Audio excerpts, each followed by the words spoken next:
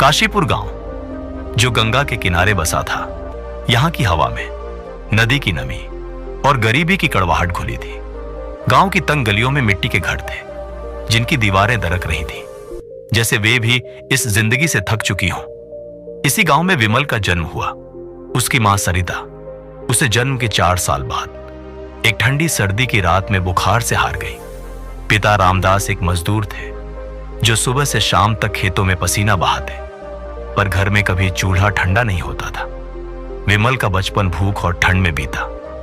वह गंगा के किनारे मछलियों को देखता जो पानी में तैरती थी और सोचता, काश मेरी जिंदगी भी इतनी आजाद होती। गांव के बच्चे उसके फटे कपड़ों का मजाक उड़ाते। एक बार उसने स्कूल जाने की कोशिश की, पर पहले ही दिन मास्टर ने उसे भगा दिया। तेरे बाप के पास फीस कहां से आएगी? उस दिन से विमल ने पढ़ाई का सपना छोड़ दिया।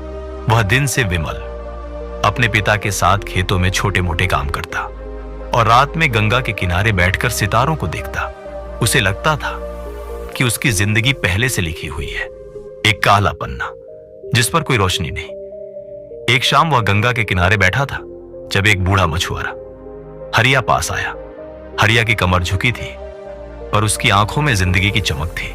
विमल ने पूछा, बाबा, क्या यह सच है कि भाग्य ही सब कुछ तय करता है? हरिया ने अपनी जाल को पानी में डालते हुए कहा, बेटा, भाग्य तो बहाना है। मैं हर दिन जाल डालता हूं, कभी मछली मिलती है, कभी नहीं। जो डालता है उसे कुछ तो मिलता है, जो बैठा रहता है वह भूखा मरता है। यह बात विमल के मन में गूंजी, पर उसे समझ नहीं आया कि वह क्या डाले जब उसके पास जाल ही नहीं था। एक सुबह गांव में हलचल हुई। लोग कह रहे थे कि एक बौद्ध भिक्षु गंगा के तट पर आए हैं। विमल की उत्सुकता जगी। वह अपने पिता से बोला, बाबूजी, मैं भिक्षु को देखने जा रहा हूं। रामदास ने थकी आवाज में कहा, जा, पर जल्दी लौट आना, खेत में काम बाकी है। विमल गंगा के किनारे पहुंचा। वहां एक भिक्षु पीले वस्त्रों में बैठे थे। उनकी आंखें बंद थीं, चेहरा शांत, जैसे वे किसी और दुनिया में हों। विमल पास गया और हिम्मत जुटाकर बोला, महाराज, मेरी जिंदगी में सिर्फ दुख है। क्या यह मेरा भाग्य है कि मैं हमेशा गरीब रहूं? भिक्षु ने आंखें खोली। उनकी नजर विमल के चेहरे पर ठहरी। भाग्य कोई पत्थर की लकीर नहीं। उन्होंने कहा, यह तेरे कर्मों का फल है। पिछले जन्म के कर्मों ने तुझे यहां लाया, पर आज के कर्म तेरा कल बना सकते हैं। विमल ने कहा, पर मेरे पास तो कुछ है ही नहीं, न पैसा, न जमीन, न उम्मीद। मैं क्या करूं? भिक्षु ने अपनी झोली से एक छोटा सा बीज निकाला। वह बीज इतना छोटा था कि हवा में उड़ जाए, पर भिक्षु ने उसे प्यार से विमल के हाथ में रखा। इसे बो दे, उन्होंने कहा, हर दिन इसकी देखभाल करना। जब यह पेड़ बने तब मुझसे मिलना। यह बीज तेरे सवाल का जवाब देगा। विमल ने बीज को देखा। उसे लगा कि भिक्षु उसका मजाक उड़ा रहे हैं। एक बीज से उसकी जिंदगी कैसे बदलेगी? फिर भी उसने उसे अपनी मुट्ठी में बंद कर लिया और घर लौट आया।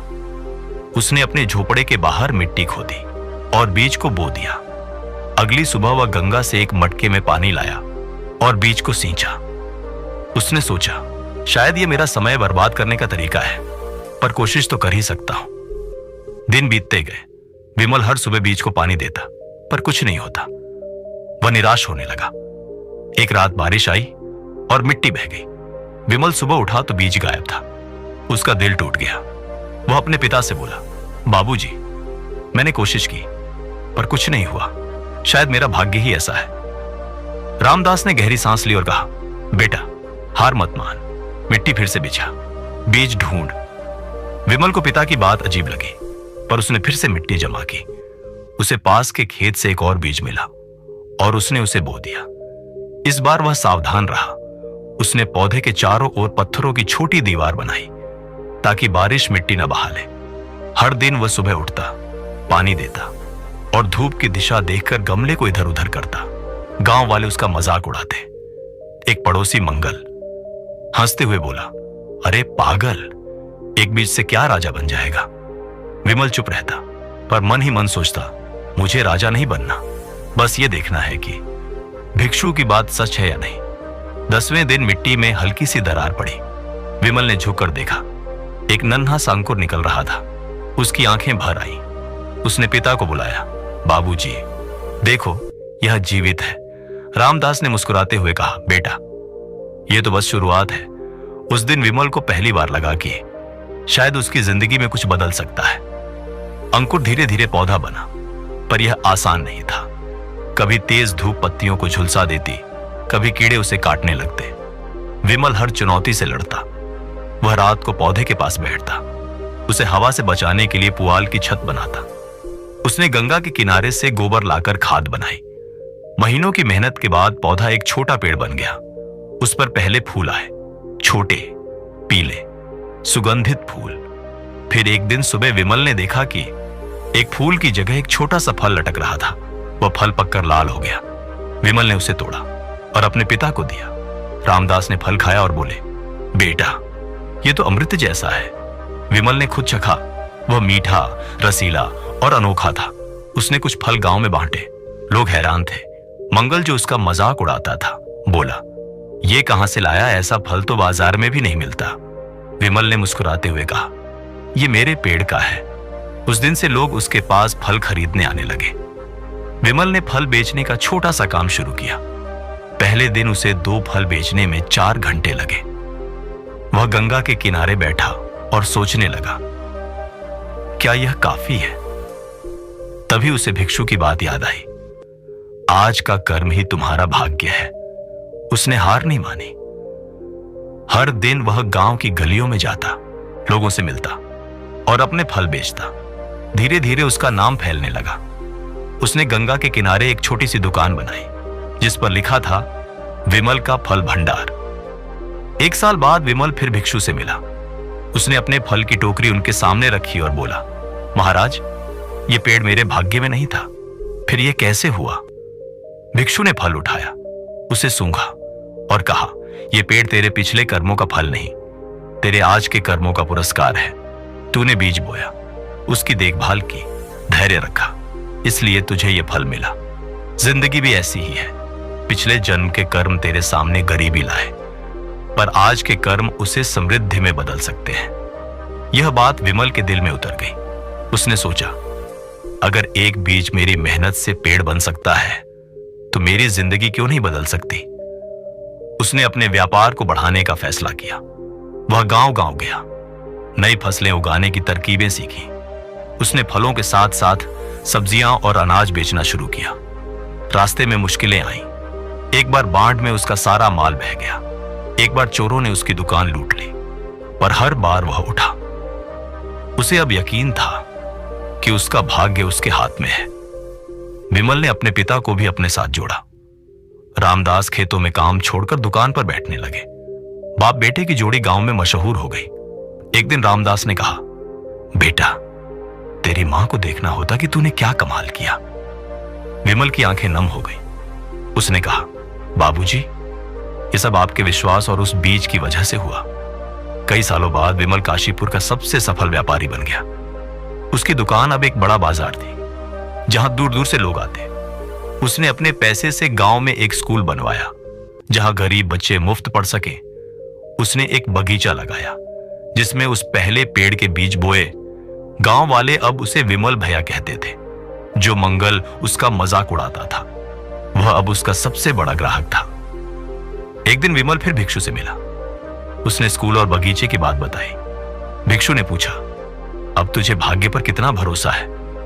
विमल ने हाथ जोड़े और बोला, महाराज, भाग्य मेरे लिए अब एक खाली किताब है, जिसे मैं अपने कर्मों की स्याही से भरता हूं। आपने मुझे बीज दिया, पर असल में आपने मुझे मेरी जिंदगी दी। भिक्षु ने मुस्कुराते हुए कहा, यह बुद्ध का मार्ग है। कर्म से ही तेरा बुद्धत्व जागा। विमल हर शाम गंगा के किनारे जाता। अब वह नदी को देखकर डरता नहीं था। उसे लगता था कि गंगा उसे कह रही है, बहते रहो, बदलते रहो। उसने अपने स्कूल के बच्चों को भी यही सिखाया। भाग्य तुम्हारा इंतजार नहीं करता, उसे तुम्हें बनाना पड़ता है। विमल की कहानी सिर्फ एक गांव के लड़के की यात्रा नहीं है। यह हम सबके भीतर छिपी उस अनंत संभावना की कहानी है, जो कर्म की शक्ति से जागती है। बुद्ध ने कहा था कि हमारा वर्तमान हमारे पिछले कर्मों का फल है और हमारा भविष्य हमारे आज के कर्मों का परिणाम। यह कोई नियति का बंधन नहीं, बल्कि एक मुक्ति का मार्ग है। यह संदेश हमें बताता है कि हम अपनी जिंदगी के मालिक हैं और हर पल हमारे पास मौका है कि हम उसे बदल दें। आइए इसे गहराई से समझें और इसे अपनी जिंदगी में उतारें। विमल ने शुरू में सोचा कि उसकी गरीबी, उसका दुख, उसका भाग्य है, एक ऐसी जंजीर जिसे वह तोड़ नहीं सकता। लेकिन जब उसने एक छोटे से बीज को बोया और उसकी देखभाल की, तो उसे समझ आया कि भाग्य कोई पत्थर की लकीर नहीं, बल्कि एक बीज है। यह बीज आपके हाथ में है। चाहे वह एक सपना हो, एक छोटी कोशिश हो या एक नया विचार, इसे जमीन में बोना, पानी देना और धैर्य से उसका पेड़ बनाना आपका काम है।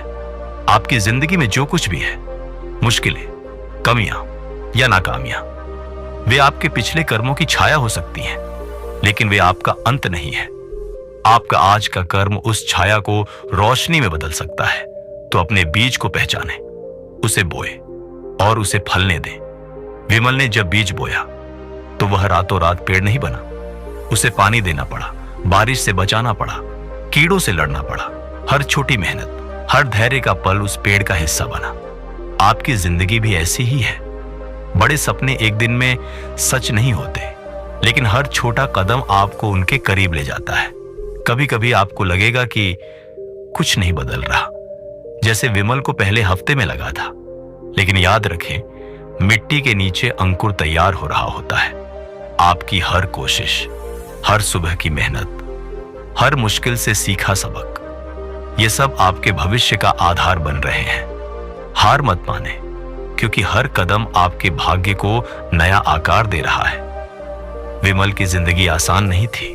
बाढ़ ने उसकी मिट्टी बहाई, धूप ने उसके पौधे को झुलसाया, गांव वालों ने उसका मजाक उड़ाया, लेकिन उसने इन मुश्किलों को सजा नहीं, बल्कि सबक माना। बौद्ध दर्शन कहता है कि पिछले कर्म हमें चुनौतियां देते हैं ताकि हम उन्हें पार कर नया रास्ता बनाएं। आपकी जिंदगी में जो दुख है, जो ठोकरें हैं, वे आपको तोड़ने नहीं, तराशने आई हैं। हर बार जब आप गिरते हैं और उठते हैं, आप पहले से मजबूत बनते हैं। विमल ने बाढ़ के बाद फिर से बीज बोया। आप भी अपनी नाकामियों के बाद फिर से शुरुआत कर सकते हैं। मुश्किलें आपके भाग्य का अंत नहीं, बल्कि आपके कर्म का नया मौका है। विमल को भिक्षु ने एक बीज दिया, लेकिन पेड़ बनाने की शक्ति विमल के अपने हाथों में थी। ठीक वैसे ही आपके पास जो कुछ भी है, चाहे वह कम हो या ज्यादा, उससे आप क्या बनाते हैं, यह आपके कर्म पर निर्भर है। भाग्य को कोसने से कुछ नहीं बदलेगा, लेकिन कर्म करने से सब कुछ बदल सकता है। अपने सपनों को सच करने की ताकत ऊपर वाले के पास नहीं, आपके भीतर है। हर दिन एक नया मौका है, एक नया बीज बोने का, एक नई कोशिश करने का, एक नया सबक सीखने का। आपकी मेहनत, आपका धैर्य, आपका विश्वास, यही आपका असली भाग्य है। इसे पहचाने, इसे अपनाएं और इसे अपनी ताकत बनाएं। विमल ने जब सफलता पाई तो उसने अपने गांव को भी बदला। उसने स्कूल बनवाया, बगीचा लगाया, ताकि कोई और बच्चा यह न सोचे कि उसका भाग्य पहले से लिखा हुआ है। यह कर्म का सबसे ऊंचा रूप है, जब आपकी मेहनत न सिर्फ आपको बल्कि दूसरों को भी रोशनी दे। आपकी जिंदगी सिर्फ आपके लिए नहीं है, यह एक बीज है जिसके फल दूसरों तक पहुंच सकते हैं। जब आप अपने कर्म से उठते हैं तो अपने साथ दूसरों को भी उठाएं। यह न सिर्फ आपका भाग्य बदलेगा, बल्कि दुनिया को भी बेहतर बनाएगा। विमल की कहानी का सबसे बड़ा संदेश यही है कि बदलाव के लिए कल का इंतजार मत करें। आज का कर्म ही आपका भाग्य है। यह पल, यह दिन, यह मौका, यही आपकी शुरुआत है। आपको बड़े संसाधनों की जरूरत नहीं, बस एक बीज और उस पर विश्वास चाहिए। चाहे वह एक नई नौकरी की कोशिश हो, एक पुरानी आदत को छोड़ना हो या एक छोटा सपना पूरा करना हो, अभी शुरू करें। हर छोटी शुरुआत आपके भविष्य का पहला फल है। गंगा की तरह बहते रहे, पत्थरों से टकराए, पर रुके नहीं। आपका हर कर्म आपके भाग्य की नई कहानी लिख रहा है। बुद्ध का मार्ग हमें बताता है कि कर्म ही हमारा बुद्धत्व है, वह जागृति, वह शक्ति जो हमें अपनी जिंदगी का मालिक बनाती है। विमल ने एक बीज से शुरू किया और अपने भाग्य को बदल दिया। आप भी ऐसा कर सकते हैं। अपनी जिंदगी की किताब खोलें, अपने कर्म की स्याही उठाएं और उसे ऐसी कहानी बनाएं जो न सिर्फ आपको बल्कि आने वाली पीढ़ियों को भी प्रेरित करे। भाग्य आपका इंतजार नहीं करता, उसे आप बनाते हैं तो उठे, अपने बीज को बोए और अपने सपनों का पेड़ उगाए। आपकी यात्रा अभी शुरू हुई है और इसका हर कदम आपके हाथ में है। तो दोस्तों, अगर इस कहानी ने आपके मन को छुआ है, अगर कहीं भीतर एक हलचल सी हुई है, तो समझ लीजिए यह सिर्फ एक कहानी नहीं थी, ये एक दर्पण था जिसमें आपने खुद को देखा।